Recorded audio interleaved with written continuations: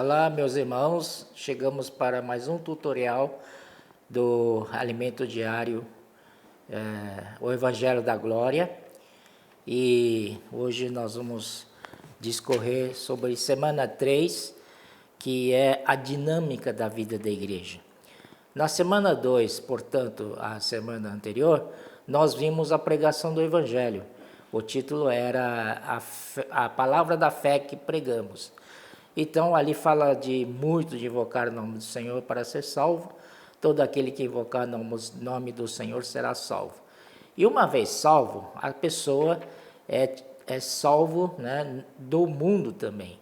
Então, ele é tirado do mundo e depois é colocado numa esfera divina, um ambiente muito santo, para ser aperfeiçoado, para crescer em vida, toda essa condição, não é, para que essa pessoa nova na fé possa crescer. Então, é esse ambiente, né, essa esfera é a vida da igreja, é a vida do corpo. Então, nós vemos que o Senhor, em João capítulo 17, versículo 15, ele fala assim: não peço que os tires do mundo, e sim que os guardes do mal. Eles não são do mundo, como também eu não sou. Santifica-os na verdade, a tua palavra é a verdade. Então nós vemos que nós não fomos tirados do mundo, e o Senhor fez questão de que nós permaneçamos no mundo, mas nós não somos do mundo, somos de Deus. Mas qual é a nossa função pelo fato de o Senhor ter nos deixado aqui no mundo? É para pregar o Evangelho, para ser suas testemunhas. E no Romanos 10, versículo 15, no finalzinho do versículo fala: conformosos são os pés daqueles que anunciam coisas boas. Então, primeiro pregar o Evangelho, logo as pessoas que foram salvas, né, eles precisam ter um ambiente para crescer na vida de Deus. E esse ambiente é a vida da igreja. E graças ao Senhor, o Senhor nos colocou nessa esfera de vida da igreja. E essa vida da igreja, ela não apenas tem o aspecto de reuniões. Sim, as reuniões são importantes, né?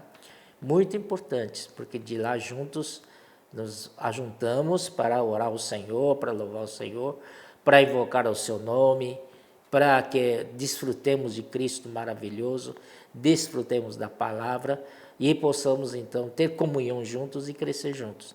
Mas também a vida da igreja tem um aspecto da nossa família. Nossa família também pertence à vida da igreja.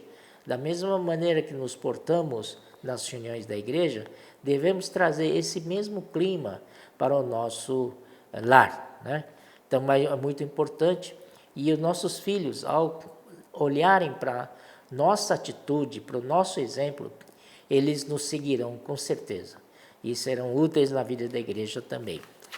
E agora vamos para a terça-feira, aqui diz que da importância do nosso corpo. O nosso corpo é para Deus. E em capítulo 12, versículo 1 de Romanos, Paulo fala da seguinte maneira: rogo-vos, pois, irmãos, pelas misericórdias de Deus, que apresenteis o vosso corpo por sacrifício santo e agradável a Deus, que é o vosso culto racional. Parece estranho Paulo pedir, né? Não é nem pedir, é rogar. É uma palavra, o rogo, essa palavra rogo, é mais forte do que simplesmente pedir, né? Não adianta você nessa hora dar ordens, pedir, que se as pessoas não forem tocadas pela palavra do Senhor, não vão se mexer nenhum milímetro. Por isso, Paulo aqui roga, e esse rogo é tão importante, tão contundente, que não apenas roga, ele roga pelas misericórdias de Deus. É algo muito, muito contundente mesmo. Pelas misericórdias de Deus, isso lembra que nós estávamos numa condição deplorável, uma condição tão condenatória, que não tínhamos forças para sair dessa, mas o Senhor, né, por sua bondade, sua riqueza em graça, sua grandeza no amor, né, nos alcançou com a sua graça. E hoje, pela graça, nós fomos salvos, graças ao Senhor, né? E uma vez salvos, agora já não mais servimos o mundo, né? O nosso corpo tem que ser usado a serviço do Senhor. Eu tenho aqui 2 versículos em Romanos 6, que gostaria de ler para os irmãos. Romanos 6, 13. Ele fala assim: não reine, portanto, versículo 12, tá bom? Não reine, portanto, o pecado em vosso corpo mortal, de maneira que obedeçais às suas paixões. Nem ofereçais cada um os membros do seu corpo ao pecado, como instrumento de iniquidade, mas oferecei-vos a Deus, como ressurretos dentre os mortos, e os vossos membros a Deus, como instrumentos de justiça. Antigamente nós éramos escravos de pecado, agora, depois da salvação que o Senhor nos deu, através da redenção de Cristo, esse corpo nosso foi redimido também. Esse corpo nosso se tornou instrumento da justiça. Isso é muito importante. Agora tem outro versículo para ler para vocês, com relação ao nosso corpo também. Capítulo 6, versículo 19. Paulo fala assim: falo como homem, por causa da fraqueza da vossa carne. Assim como oferecestes os vossos membros para a escravidão da impureza e da maldade para a maldade, assim oferecei agora os vossos membros para servirem à justiça e para a santificação. Veja só a mudança. Estávamos no pecado, na maldade, agora nós servimos a Deus como instrumento de justiça. E também em 1 Coríntios, capítulo 19, né? Ele fala assim, por exemplo, no capítulo 6, versículo 20, no final desse versículo, fala: fostes comprados por preço. Agora, pois, glorificai a Deus no vosso corpo. Nosso corpo físico é muito importante para Deus. Alguém diz que a salvação do espírito é importante, a salvação da alma mais importante ainda. Sim, realmente, mas o nosso corpo é também importante. Nós devemos ter nosso corpo à disposição do Senhor, porque o nosso homem natural geralmente tem um corpo muito preguiçoso, indisposto a fazer a vontade de Deus, mas devemos fazer essa virada, que o Senhor possa usar o nosso corpo. Quando pregamos o Evangelho, não é verdade, nós temos o instrumento que é o Jornal Árvore da Vida para salvar as pessoas. E aí nós podemos experimentar o corpo e apresentar nosso corpo como sacrifício vivo, santo e agradável a Deus. Vamos ver agora um viver que agrada a Deus, né?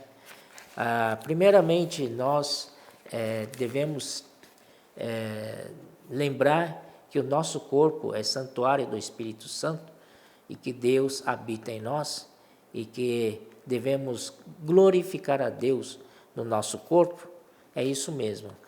Então, tem 4 pontos que eu gostaria de mencionar para vocês,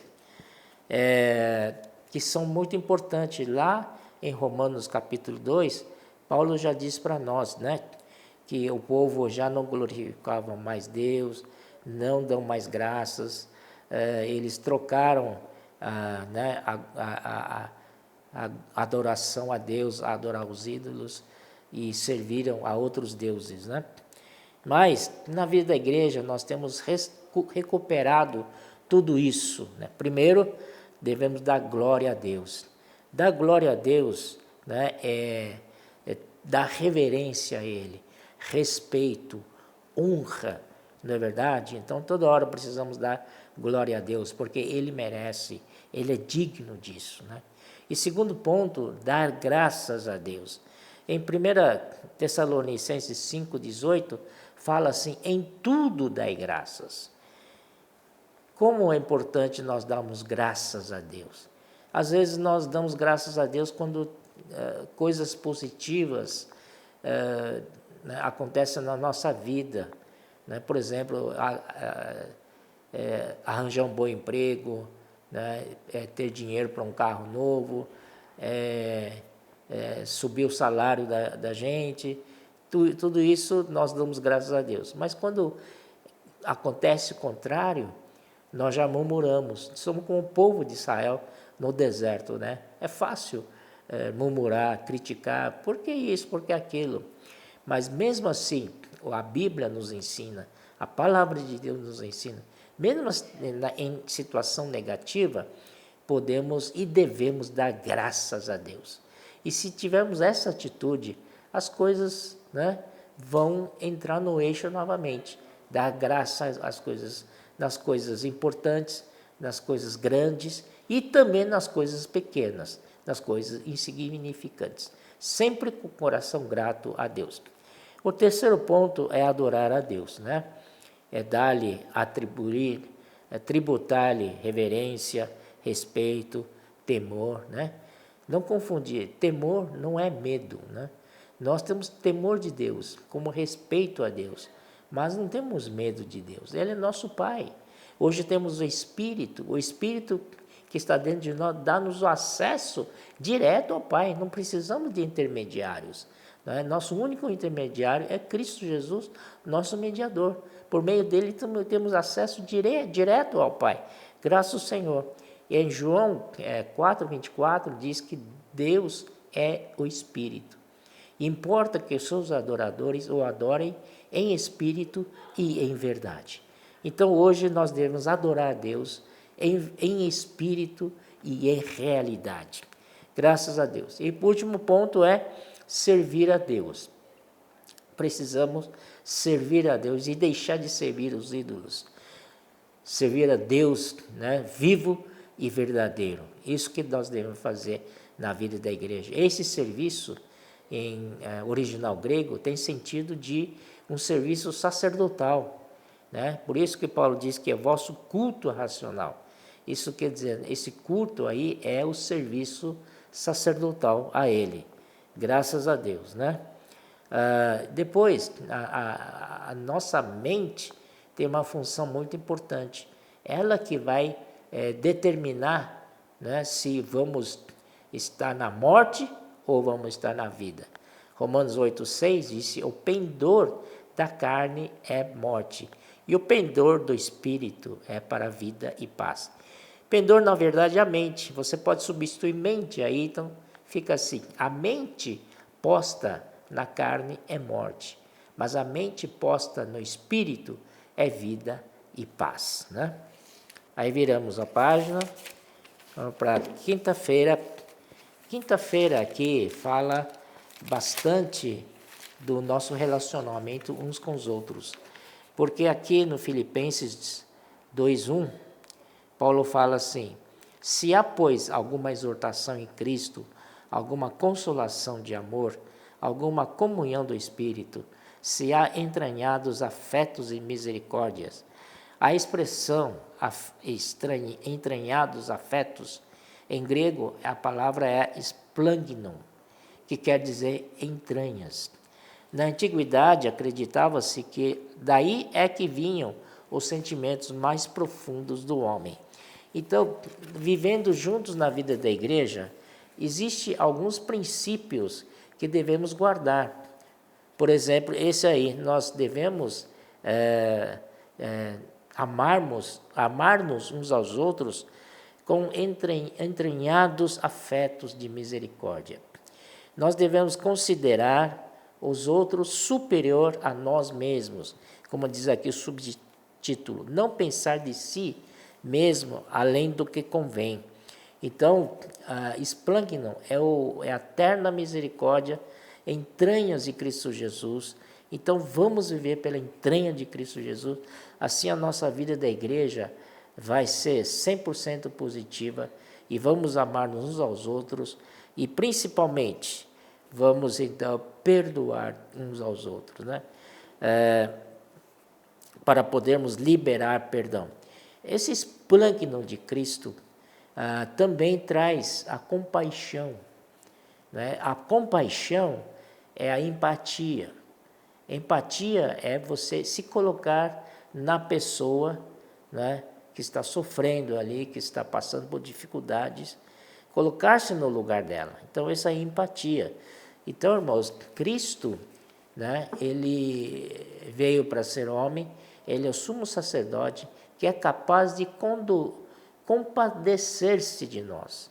Ele conhece-nos, ele tem empatia por nós, porque ele mesmo foi tentado em todas as coisas, só que ele venceu, ele é sem pecado. Graças a Deus. Aqui no Mateus 18, há uma história muito interessante. Deus, então, disse: um senhor perdoou a dívida do seu servo de 10.000 talentos. Perdoou, simplesmente perdoou a dívida dele. Mas ele, saindo, encontrou com seu conservo que lhe devia 100 denários. Não é nada. E ele, então, foi cobrar desse seu conservo, tinha que pagar para ele, até que levou ele para a prisão. Então, os outros servos, vendo aquilo, foi falar com o Senhor. E o Senhor disse: eu te perdoei 10.000 talentos e você não pode nem perdoar os outros com 100 talentos, 100 denários? Isso, irmãos, toca nosso coração. Às vezes o Senhor nos perdoa uma dívida. O Senhor certamente perdoa a nossa dívida impagável. Não tem como pagar, não é verdade? E Ele pagou por nós. E por que nós ficamos guardando mágoa de irmãos, raiva de irmãos? Vamos jogar fora isso aí, né? E liberar o perdão, graças ao Senhor. E outra coisa que quero dizer, que no viver com os irmãos, não pensar de si mesmo além do que convém, isso nós devemos nos guardar sempre de duas coisas. Primeiro é o orgulho. Facilmente nós nos orgulhamos. Quando fazemos coisas certas, alguém nos elogia, logo vem o orgulho. E outra coisa também, que logo vem em seguida, é a inveja. A inveja é terrível. Quando o irmão está sendo muito usado pelo Senhor, e como começamos a ter inveja dele. Aí os ciúmes, isso não pode ser na vida da igreja. São os dois pontos, orgulho e inveja, que devemos tratar com o nosso ser natural. Então, a vida da igreja é uma questão de servir da fé. Na vida da igreja, nesse viver do corpo, nós temos muitos membros, né? E você é um deles. Eu sou um desses membros. Todos são membros do mesmo corpo e são necessários. Eu preciso de todos os membros do corpo. Não posso ter uma visão tão estreita dizendo que eu sou um membro mais importante. Eu não preciso dos outros. Mentira! Nós precisamos sim dos outros. Principalmente aqueles da pequena fé, nós damos maior honra. Aqui no 1 Coríntios, capítulo 12, vou mostrar para os irmãos, capítulo 12, ele aqui também fala do corpo. Do corpo aqui, quando estava falando do corpo, ele fala assim, 1 Coríntios 12, aqui diz no versículo 22, pelo contrário, os membros do corpo que parecem ser mais fracos são necessários, e os que nos parecem menos dignos no corpo, a estes damos muito maior honra. Também os que em nós não são decorosos, revestimos de especial honra. Graças a Deus, né? Então, essa vida da igreja, e tem lugar para todo mundo, e tem dom para todos que quiserem exercitar na vida da igreja, né? Muito bom mesmo, precisamos incluir os irmãos na igreja. Olha aqui diz assim: outra característica de nosso relacionamento mútuo deve ser a inclusão. Precisamos incluir todos os irmãos na igreja, os jovens, né? Os mais velhos, as irmãs, todos. Isso eleva o nível de qualidade da vida da igreja. No vigor dos jovens é crucial. A sabedoria dos adultos também. Já o toque feminino é importantíssima. Todos devem servir e trabalhar muito bem para a edificação da igreja. E continuando no sábado, também continua com o mesmo encargo, né? Ele diz assim: todos os irmãos são incluídos na vida da igreja. Na vida da igreja devemos incluir a todos. Aqui tem um provérbio, citação de Provérbios 20, 29, diz: o ornato dos jovens é a sua força, e a beleza dos velhos as suas cãs. As palavras cãs quer dizer cabelos brancos. A maior virtude dos jovens é a força. Isso quer dizer que os mais velhos estão excluídos? Não. A beleza dos mais velhos está na experiência e maturidade. Aqui, então, o apóstolo João nos dá 3 categorias na vida da igreja, em termos de nível de crescimento. A primeira são os filhinhos, ou seja, os novos na fé, os que provaram a graça do perdão dos pecados e conheceram o Pai. Eles vivem na fase da alegria da salvação. A segunda categoria são os jovens, são o exército da igreja. Por isso dizemos, jovens, pelo menos uma vez na vida precisam ir para o CEAP, Centro de Aperfeiçoamento para a Propagação do Evangelho, para ser treinado nesse exército. O Senhor precisa de um exército, o reino de Deus precisa de um exército. Todos os reinos têm exército, e o reino de Deus também. E nós podemos nos candidatar para fazer parte desse grande exército de Deus. E versículo 13b de 1 João, ele fala assim: jovens, eu vos escrevo, porque tendes vencido o maligno. Quando a gente fala que tem vencido o maligno, indica que houve uma luta, houve uma guerra, houve uma batalha, e os jovens venceram, graças ao Senhor. Agora é importante, eu quero ler para vocês, a terceira categoria são os pais, os que são maduros na fé.